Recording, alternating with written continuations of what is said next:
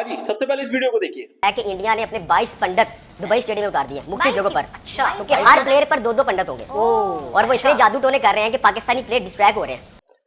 तो समझ रहे हो आप? समझ रहे हो ना कि पाकिस्तान क्यों हारा है? आप समझ में आ गया आपको? देखो भाई, पाकिस्तान हारा भारत जीता, ये कोई नई कहानी नहीं है। लेकिन साहब, कहानियां जो है पाकिस्तान में भी नहीं बदलती है। अब देखो ये क्या नया चीज लेके आए भाई, इन्होंने हद कर दिया। अब इनका कहना है कि भारत की टीम अपने साथ 22 पंडित लेके आई थी, जिन्होंने काला जादू किया ग्राउंड में बैठ के पाकिस्तान के 11 खिलाड़ियों पे। इनके हिसाब से पाकिस्तान के 11 खिलाड़ियों को इन्होंने, पंडितों ने एक तरह से हिप्नोटाइज किया। एक खिलाड़ी के लिए दो पंडित थे, तो 11 खिलाड़ियों के लिए 22 पंडित लेके आए थे। और अब समझ आ रहा है भाईजान, पाकिस्तान ने अब भाप ली है बात। मतलब इनको पता चल गया है कि भारत ने पाकिस्तान में आने के लिए क्यों मना किया है, कि हम इन पंडितों को पाकिस्तान में नहीं ले जा सकते थे, और अगर लेके जाते तो ये पंडित कुछ असर नहीं डाल पाते, क्योंकि वहां पे मौलाना, काजी और ये सब होते, तो एक तरह से मतलब इनकी शक्तियों को निष्क्रिय कर दिया जाता। तो ये वजह है साहब पाकिस्तान के हारने की। तो भैया, ये वो जाहिल कौम है, ये वो जाहिल लोग हैं जिनके बातों का कोई सिर पैर नहीं होता। अब इन्हें ये लग रहा है, अब ये प्रचार कर रहे हैं कि भारत वालों ने जादू टोना किया है। चलिए ठीक है साहब, किया होगा। अब मुझे समझ नहीं आती कि न्यूजीलैंड नाम का जो देश है, क्या उसमें भी इस तरह के पंडित होते हैं? क्या वो भी लेके आए थे पंडित? और साहब, वो मैच तो आपके देश में हुआ था, आपके मुल्क में हुआ था, पाकिस्तान में हुआ था। चैंपियंस ट्रॉफी का जो पहला मुकाबला हुआ था, जो बुरी तरह से हरा के गए आपको न्यूजीलैंड वाले, उसमें क्या हुआ? उसमें कौन से पंडित आए थे? कितने पंडित आए थे? न्यूजीलैंड की ड्रेस में या न्यूजीलैंड की यूनिफॉर्म में वो पंडित आए थे? 22 थे कि 44 थे? कितने थे? और उन्होंने आपको पाकिस्तान में कैसे हरा दिया? वहां तो आपके काजी, मौलाना, हाफिज जी सब होंगे ना। तो वो इनकी शक्तियों को निष्क्रिय नहीं कर पाए। चलिए ठीक है, इसे भी छोड़ देते हैं। 2024 का जो T20 विश्व कप हुआ था, उसमें यूएसए, अमेरिका होता है ना यूएसए, तो क्या वो भी पंडित कैटेगरी को ही फॉलो करता है कि भाई पंडित लेके आओ मैदान में और इनको हरा दो? और वहां पे भी आप बुरी तरह हारे। तो भाई, पाकिस्तान हारने के साथ साथ अपना जो मानसिक संतुलन खोता है ना हर बार, उसका कोई जवाब नहीं है। और मजेदार बात यह है कि इनके जो बड़े बड़े एक्स क्रिकेटर्स हैं ना, वो भी बिना सर पैर की बात करते हैं, क्योंकि ये बौखला जाते हैं। अभी शाहिद अफरीदी ने पता है क्या स्टेटमेंट दिया है इस मैच पे? उन्होंने कहा है कि जी आईसीसी तो इंडिया के अंडर में ही है, इंडिया की ही बात मानता है, तो कुछ पिच के साथ छेड़खानी, पिच बदल दी, इस तरह की इशारा किया है।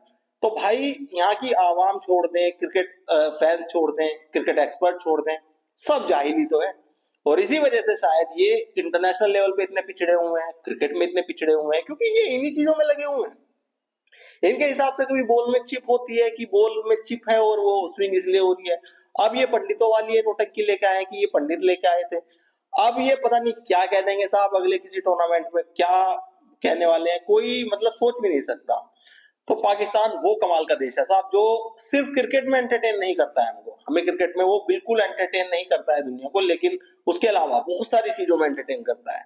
जोकरगिरी इतनी चलती है ना, कार्टूनगिरी इतनी चलती है ना, तो देखिए इन कार्टूनों को ये बात कर रहे हैं और कितने सीरियस बता रहे हैं। मतलब उसकी इतना मुद्दा ये सीरियस है, और इतने अच्छे से एक्सप्लेन किया है इस जाहिर आदमी ने कि भारत वाले 22 पंडित लेकर आए थे, जिन्होंने जादू टोना किया मैदान पे, और पाकिस्तान के एक खिलाड़ी को वश में करने के लिए दो पंडित लगते हैं साहब। कमाल की बात है। तो भैया, आप भी अपने 40-50 काजी ले आते, हाफिजे ले आते, कुछ तो ले आते यार, कुछ तो देखने को मिलता। जैसे रामायण के युद्ध में नहीं देखे थे हमने, या महाभारत के युद्ध में, कि बाण छोड़ते हैं और एक का बाण छोड़ते हैं, दूसरा छोड़ता है तो वो निष्क्रिय कर देता है। तो आप इधर से शक्तियां छोड़ते भाई, आप यहाँ मजा आता है यार। पंडितों की और मौलानाओं की जो लड़ाई होती है उसमें भी मजा आता। तो ये बात सिर्फ पाकिस्तान ही कर सकते हैं, और ये पाकिस्तान के पढ़े लिखे लोग हैं यार। मैं समझ नहीं पाता हूँ कि अगर पाकिस्तान के पढ़े लिखे लोग इस तरह की बात करते हैं, तो जो वहां की असल में जाहिल अवाम है, जो असल में अनपढ़ है, ये तो वैसे पढ़े लिखे अनपढ़ है, पढ़े लिखे जाहिल है, लेकिन जो असल में जाहिल है, उनकी मानसिकता क्या होगी? वो क्या सोचते होंगे, वो क्या बोलते होंगे मैच को लेके या किसी और मुद्दे को लेके, कि जो पाकिस्तान में जो पैरामीटर्स हैं दूसरे, एक तरह से तरक्की के या प्रोग्रेस के, उनको क्या, उनके ऊपर क्या बोलते होंगे? तो भाई आप समझ आ रहा है कि पाकिस्तान क्यों हार गया है। भाई ये भारत ने बहुत गलत किया है, बीसीसीआई ने बहुत गलत किया है।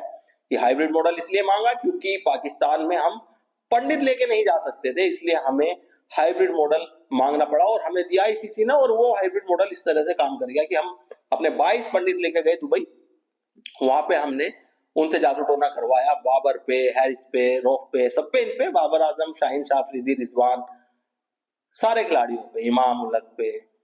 तो मजा ही आ गया भाई। पाकिस्तान की जो हरकतें देख के मजा आता है ना, इतना तो मैच में भी मजा नहीं आता यार। मैच में तो कोई राइवलरी रही नहीं, कोई टक्कर रही नहीं, लेकिन हाँ मैच के बाद जो ये बयानबाजी का जो दौर चलता है ना, इसमें ज्यादा मजा आता है। तो आप क्या राय रखते हैं पाकिस्तान की इस जाहिल अवाम के बारे में? अपनी राय में कमेंट करके जरूर बताएं। उस चैनल को सब्सक्राइब और फॉलो करना ना भूलें।